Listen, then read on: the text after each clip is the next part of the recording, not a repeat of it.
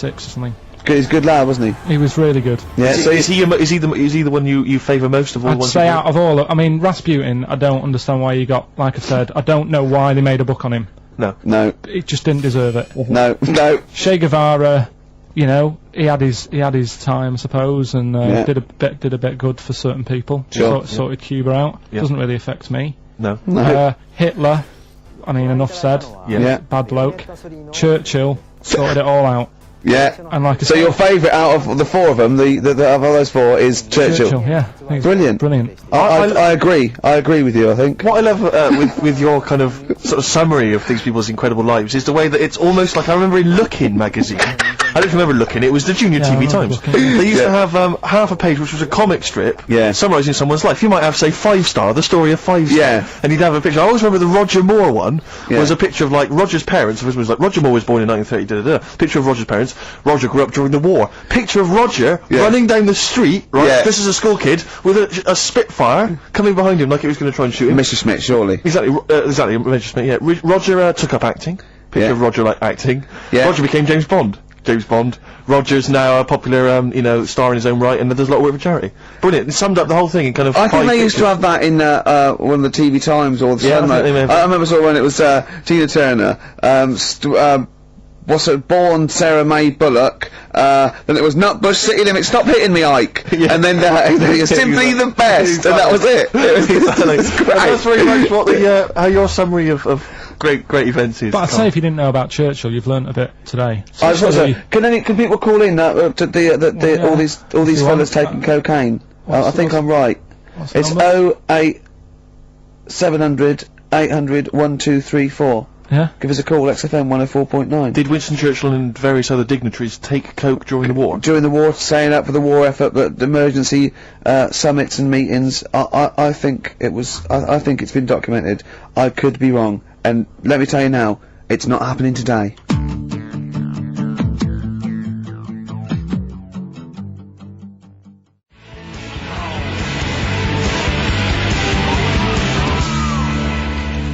Wow.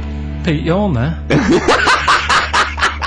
He's there, isn't he, to save me? For Nancy, XFM 104.9. I'm Ricky Gervais, with me Steve Merchant and Carl Fielder. I'm getting excited now because we've had loads of calls and emails, not only backing me up, but going a little bit further. Apparently, Johnny Mango called in again. He's become our sort of official researcher on this show. There is evidence that Queen Victoria in Balmoral, with a young house guest, Winston Churchill, used to consume cocaine-filled lozenges. So, there you go. Also, MDMA was a precursor of sort of ecstasy, a derivative, and that was big in the day, giving soldiers, a little pick-me-up. So, it's not so mad, is it? It sort of Winston makes Churchill sense, taking because cocaine, he is it? was into his speeches and that, and they say that coke gives you sort of, the balls to stand up and say, like... Not that that's a good thing. And No, you it's should- not. No. Definitely not. No. Right? But it apparently makes you confident, doesn't it? So you can stand up and say, we're going to fight them on the beaches. Yeah. And all that, and sound like you mean it. It's exactly, yeah. When he was sort of like, a little bit pissed up with his cigar on, coked off his tits, he wanted to fight. He didn't care where it was. He'd fight on a beach. He didn't care. He didn't care if he got sand in his new trainers. Exactly, he was boozed up. Yeah. You want to fight? yeah. That's why he was coming hard. He was very much, you got to think of him as the Liam Gallagher of his day. Yeah. Oh dear. Bad. Have we had, is this like libelous to Winston Churchill? One, Or you his can't family. libel the dead. Yeah, but Two, can you- it's is that only in America, maybe? I'm asking, and we're not saying, two, I think you're probably going to also have a fair comment. Three, we say we were joking. Yeah. 4, it's a satire. Yeah. 5, we love him. 5, we're not condoning drugs in any way. 6, this is Dermot O'Leary show. I didn't have a go at him anyway. I said he was alright. If there's any law against Rasputin, we might be in trouble. Law against against you did Rasputin. willfully Raspute. Yeah. All over You the did airwaves. slag off Russia's greatest love machine. yeah. You didn't shoot him till he was dead, did you? Oh, put some poison into his I'll tell you this, if wine. there's any other historical questions that people want answered, then we're the men, because really, with the three of us, our knowledge of the fact that the Hindenburg was filled with helium, Yeah. the kind of coke habits and various drug habits of Britain's most famous political leader, Yeah. we've got the answers to all of it. Einstein. Go on. I found out in the week that he didn't talk till he was 6. See, it's all these people who are weird. Churchill couldn't read, could he, till he was like 8 or 9? Really? Yeah. So, there you go. He got a D in history apparently, Yeah. GCSE. Just one better. No, but Carl called me in the week, and he was a little bit stressed because he's had a bad week now. He got stressed about Hitler and Churchill, and I said, well, we'd chill out a little bit, and I'll teach him something a little bit cosier. And I said, like, what about animals? No, not frightening other animals. You're interested in animals, aren't you? Yeah. You know, and he went, all right then. And then he went, okay, here's a question for you, Clever. So there's 3 animals without ears. He said, and I've told you one. And I went, well, that's the snake, because he was talking about the snake. I went, hold on, Carl, there's loads of animals without ears. He went, there's not, there's 3. I went, there's loads. I said, jellyfish, worms, single-cell protozoa, peripherus. But he went, oh, what are you talking about? What are you talking about? Animals, proper animals. I went, they are animals. He went, no, proper animals. And I went, do you mean mammals? He went, what are you on about? I said, are these animals, have they got legs, and are they fur-bearing, right? And he went, one is. They've got legs. I went, I don't know, I give up. He went, right, the turtle. I went, right, yeah. And he went, and the bumblebee. He said, that's the one with fur. That's the one with fur. The one, what are you thinking? What is in your head, Carl? Which has got the most fur, a bee or a turtle? It's not fur. What is it? Well, it's you know. He's done you there, it's Julie. pseudo hairs, isn't it? It's like it's a hair. It's a keratin thing. It's not like we have, like mammals grow fur. Do you know what I mean? Yeah. He's not convinced. So go when on, we say that, when we say like fur, mammals are warm-blooded creatures. Yeah. Often, usually placental. There's a few exceptions, right? That give their milk to their young, nurture their young, and they have fur. Have you heard about oysters? Oysters.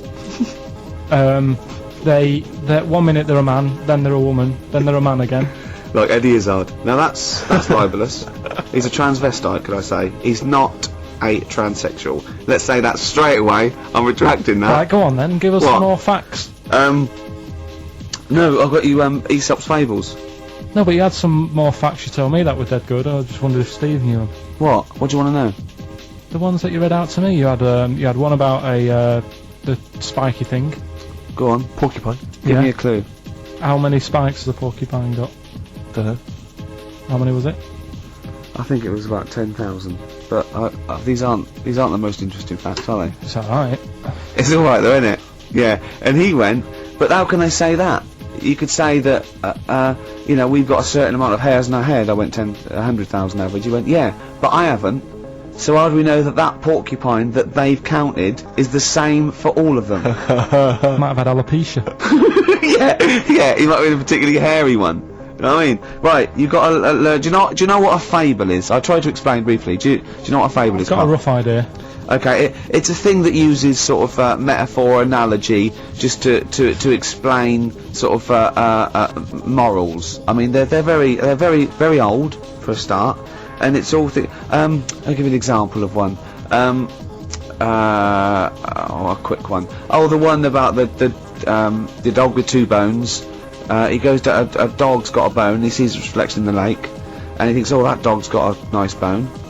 I'll have that. And as he goes to get that one in the reflection, he drops the one he's got, and that's one about, you know. I think You I happy with your I lot? was told one when I was younger. Go on. I think it was one. This young lad, he's got a dog, right, and he's about 8 years old, and this dog, he's had it since he was about 4, and it's a bit tired now, and he chucks sticks for it, and it doesn't go for it, and he's saying to his mum, oh, I want a new dog, because this one's useless, it doesn't do what, you know, it doesn't have any fun with me. So they say, oh no, but you know, Rover's a good little dog, you should look after it, and he's like, oh, I don't like it, I want a new one. So they buy him a new puppy, and it's running around, yapping about, and he's loving it, and he's playing around with it in the grass. And then one day he goes to the park, and he's messing about and rolling about with it, and he falls into the lake, right? And the little puppy's like yapping at him, and he's going, help me, and the little dog's yapping. And then the old dog comes and gets his collar, and it pulls him out of the lake, and he goes, oh God, you know, why did I forget about you, you're the better dog.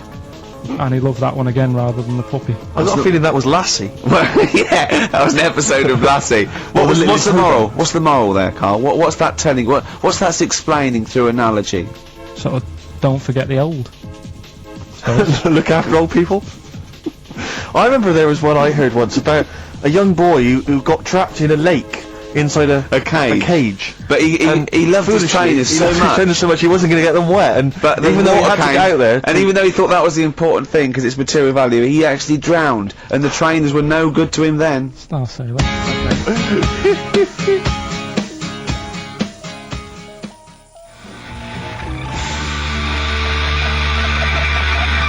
Hives, hate to say, I told you so. Now I want to clear a couple of things up. Obviously, me and Steve, we love Carl. This is the things we give Carl to read and talk. Is not to embarrass him or stress him out at all. We genuinely like his view of the world. Yep. In fact, we did an interview yesterday with a bloke from the Standard who really liked the show and said, "Do you like Carl? Because you take the piss out of him a lot." You know, we just like to say we love Carl. I said to that bloke, I said, it's like I've got a new kitten. I can't wait to get in and see his little face on Saturdays, didn't I? yes. And I think I'm worried because I thought I'd give Carl something he was really get his teeth into with these Aesop fables. It involves animals and, you know, little stories. But I've given him a couple and he doesn't seem to be that impressed or understand the concept. It's just that you said you'd bring in an animal fact book as well. I can't see that anywhere. No. Well, you can only read one book at a time, can't you? Why didn't you bring the other one in first? Well, it's big. I've got to work my way up to it. Sometimes I'll probably have to get a cab because it's a bit big. Now listen, I'll give this one. This is an easy one. Now just think, right? Think just what it means. They're not that hidden. They're not that cryptic. Just think what this means, okay? Okay. When the hares addressed a public meeting and claimed that all should have fair shares, the lions answered, "A good speech, hairy feet, but it lacks claws and teeth such as we have." How would you use that? No, what do you think that means? This is translated from the, I don't know, Greek or something. I don't know. It was Aesop. Where's he from? Greek. Yeah. So shall I do it in my own language? Okay. So what would happen if there's hares and they have a meeting in the jungle with like loads of lions and go, "Hey, hold on, wait a minute. I think we should all be equal and share everything, all right?" And the lions go, "Well, yeah, it's easy for you to say. We've got claws and teeth." Yeah. What does that mean? He's saying like, of course the hares want that because it's better for them. The lions get nothing out of it because they're already king of the jungle. That's right. So it's negotiating from weakness. Anyone can negotiate from strength, but negotiating from weakness is it'd be lovely. It's a lovely utopian look at the animal kingdom. But the way you said it is better than the way they worded it. Well, that's because Ricky's very much the modern Aesop. I mean, many people have thought that. You know, that's why he's getting a lot of awards with the TV show. But yeah, that's a fact. So look, I'll take that home, read ones you like, and tell me about the ones you like, ones that click. I don't care if you only come in with like one or two. Go, I'll tell you what, Rick, that's there's one thing that I've learned from that. You know, because sometimes you can know all these phrases, and until something happens, you don't think, you know, everyone's heard, you know, to, I don't know, to err is human, to forgive divine. And then something, you know, might happen, and you go, oh, that's what that means, that's amazing. So, you know. Do you know any, Steve, offhand? What's that? A fable. Well, I would imagine that the most famous one I've always remembered is the, you know, the lion with the thing in its hoof.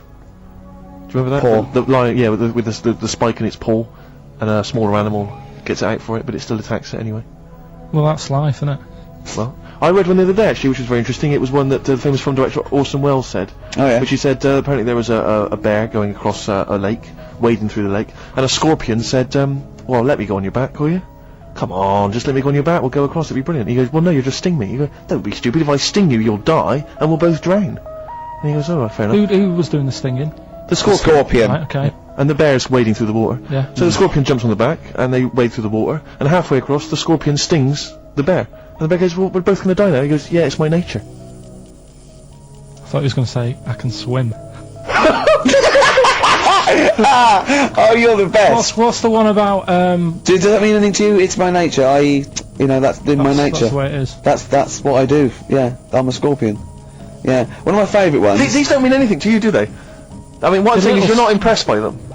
They're alright. What about Why this? not What about just this say one? Don't trust Well, bears or here's whatever? here's one of my favourite. What? He said, well, why not just say, don't trust bears? The bear's the one that was too trustworthy. Don't trust scorpions. Yeah. Right, here's one of my favourite ones of all time, okay? A lion is dying, he's an old lion, he's in the front of his cave, and all the animals come around, like the foxes and the hyenas, and the rabbits, and they're all taking the piss out of him, and they're laughing at him, and they're laughing and going, you can't fight us now, kind of, and just before he dies, he goes, fine, but I was a lion once. What does that mean? Don't know. Well, he's saying it's better to have lived and had what I had, because I was great, if only for a short time, and you lot are still alive, but you're nothing. You're rabbits and hares. I was a lion once, so you know. Are I'm they happy. always using animals for these stories? Well, yeah, I could change it to refrigerators and household appliances if it would make it help, but animals, you know. I remember the one about being ill a lot, and you say something about Go on. you know, if you keep doing that, if you keep having time off, well, I won't believe you. That's the boy who cried wolf. Is Yeah. that right? Yeah. Do you know that one? Have you heard the I'm famous one? This is probably the most powerful one. When you're pulling a face, and they say, well, if you Wind keep doing shakes. that, the wind changes. I've You heard know, something that. like that. Because you know That- that's scientifically proven. That is. That can happen. That can happen. Should we have hip hop hooray? Are Yeah. you queued up for that? No, but go on, you. Carl, sort it out, mate. I was gonna. No, come on, this is what I asked you to play, mate. If you've not, you know, you're getting too big for your boots now with your showbiz lifestyle. You're not paying Yeah. attention, are you? You're not playing Yeah. the record we want you to play. Heat magazine's favourite. Yeah, Right, he's CD, no, embarrassed that's of- clumsy. Oh. You know, you're, you know, with the big I name can't you believe you're not. to him. Oh, fables are great. He's not impressed, is he, No, really? I am. I mean, you know, once I take this book home tonight and that, Yeah. have a read, I might change my mind on them next week. You're coming all stressed. and I'm not impressed with the ones you've been talking about, I must admit. Okay. Okay. Okay, Sure. this album is by this group Nerd, who are big hip-hop and R&B Oh, producers in the States. yeah. We've played a track from them in the past, Bobby James. This album's been re-recorded, I don't know why exactly, with live instruments. You don't get many R&B and hip-hop records now with live instruments, so it's pretty... It's all computers, isn't it, Steve, That's these true days, and enough. drum machines. And there is a forthcoming single. I suspect it might be this track, Rockstar. I'm not going to play that. I'm going to play track 2, Things Are Going to Get Better.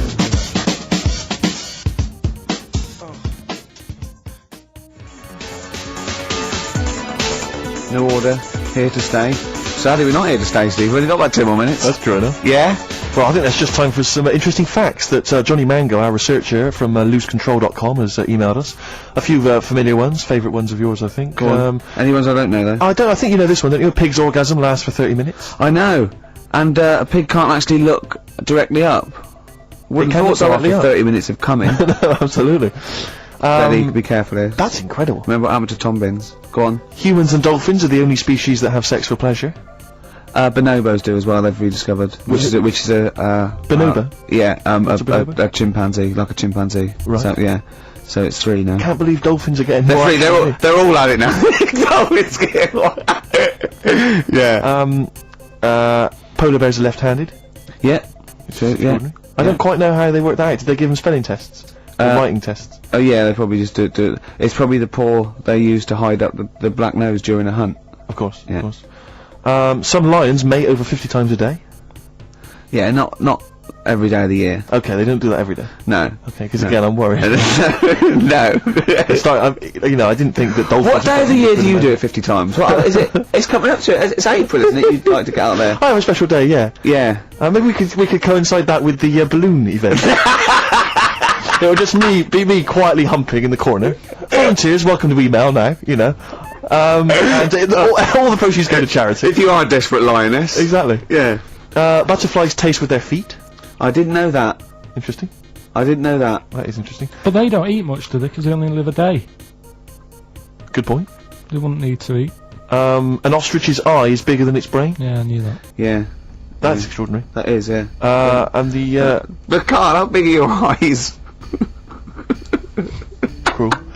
Finally, I think we've discussed this before, haven't we? A cockroach will live 9 days without its head Yeah. before it starves to death. Yeah, that's only because it can't get water and food. Yeah, it would be quite happy going around doing its normal things. Yeah. I mean, Probably can work. If you're just as good without your head as with your head, May as well not have a head. I don't see the point.